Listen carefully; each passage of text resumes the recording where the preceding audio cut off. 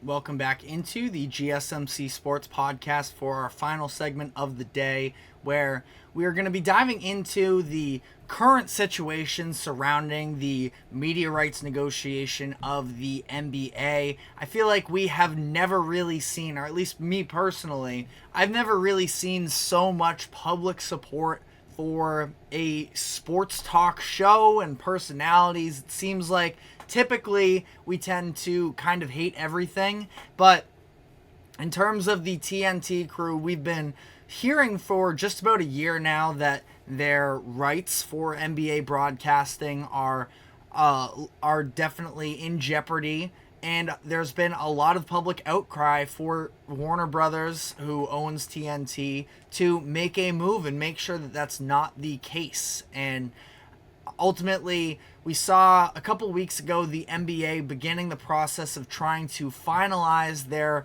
media mega deal. Ends up, I think the total deal that they signed for was 11 years worth $76 billion. And it, of course, notably did not include TNT. It had Disney, NBC, and Amazon. And TNT is trying to make another push here where Warner Brothers have matched the offer that was made by Amazon Prime to try and retain their rights. Now, basically, the annual breakdown of the deal that the NBA is trying to finalize is that Disney will pay $2.6 billion, NBC will pay $2.5 billion, and Amazon will pay $1.8 billion. So that rounds out to about $7 billion per season for the NBA, and TNT is trying to remain, granted, the smallest portion of that deal, trying to take what Amazon is currently paying in the 1.8, but to be able to still remain in the atmosphere of the NBA. And like I mentioned, TNT has been beloved by basketball fans from the inside the NBA personalities with Shaq and Kenny and Charles Barkley and Ernie Smith. And I believe that they also have two of the best announcers, commentators in basketball as well, with Kevin Harlan and Ian Eagles. So I definitely am in favor of inside the NBA staying together and being able to continue out here. I know there have been some people that say, well, maybe inside the NBA could just be essentially bought out by another organization. Ernie has expressed interest in the fact that he doesn't plan on leaving Warner Brothers, so that would already probably be without him. Charles Barkley said that if TNT loses NBA, his plan is to retire after this season. So as much as it's a nice thought that we could potentially find a way for, the TNT crew all to stay together, if it's not with Warner Brothers, it's probably not going to be the case. So as things currently stands, like I mentioned, TNT and Warner Brothers have matched the Amazon Prime price of $1.5 billion annually, but even still, the reporting is that Adam Silver and the NBA are preferring, or at least their preference as things currently stand, is with Amazon.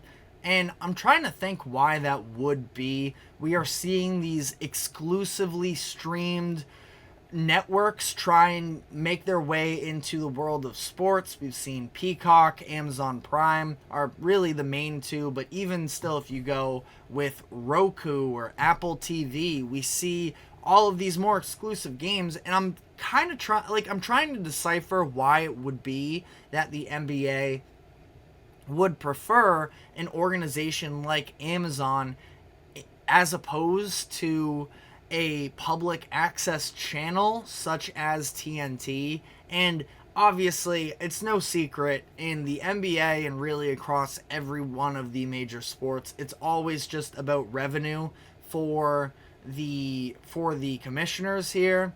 And I'm not really sure. I would love to have it explained to me why, if both organizations were willing to pay $1.5 billion, why the NBA would prefer the exclusive streaming service. I wonder if it would have to do with partnerships and such, and just the way that maybe they feel more confident in Amazon being able to retain the money to be able to cover for the next 11 years, because you're not just signing year by year.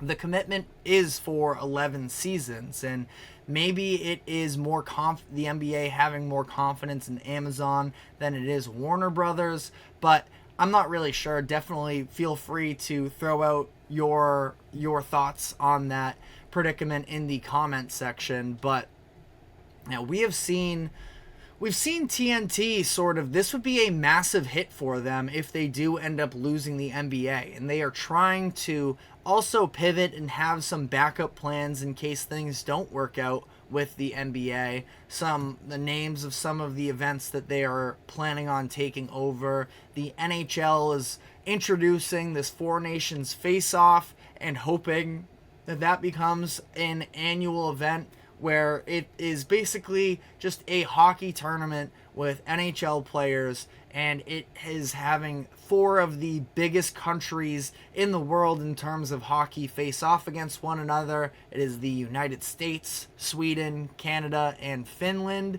Now, this tournament will take off officially next February in 2025, so we have some time for that. This is going to be this year's inaugural event, and we'll see sort of what the long-term future looks like for that, but TNT is hoping to establish themselves there. I also feel like TNT has a phenomenal hockey crew as well during the Stanley Cup playoffs we saw. So that would be, pretty fun. I think that they are cut out well to be able to cover that. They are also committing to the French Open for the next 10 years starting in 2025. They have college basketball in the Big East for both men and women for, I believe it is 6 years, starting in the 2025-26 season.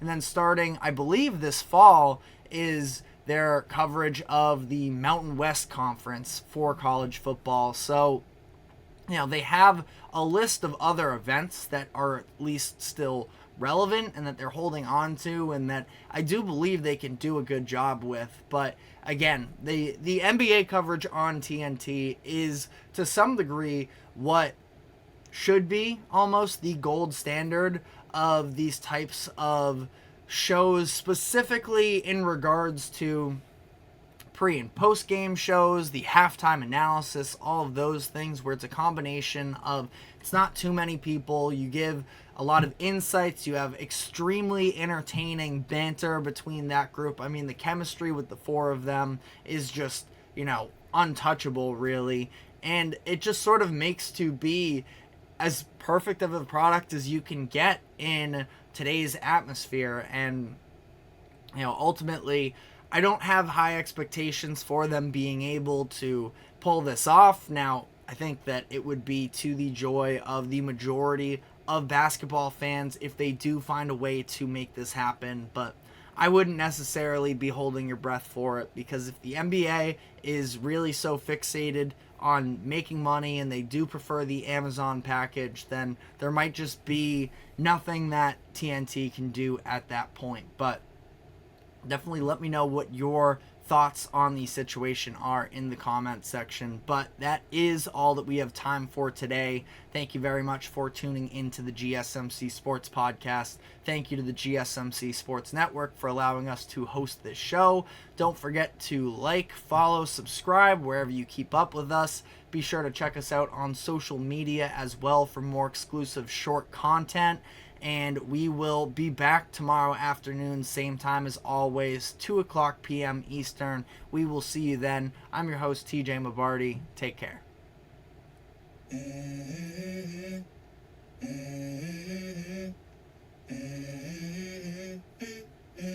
Let's go. I wake up to a little bit of drool on my pillow, feel like it's gonna be a bad day. Yeah, I'm tired of shit, and the coffee ain't hit yet. Damn, ain't that great. I don't wanna go.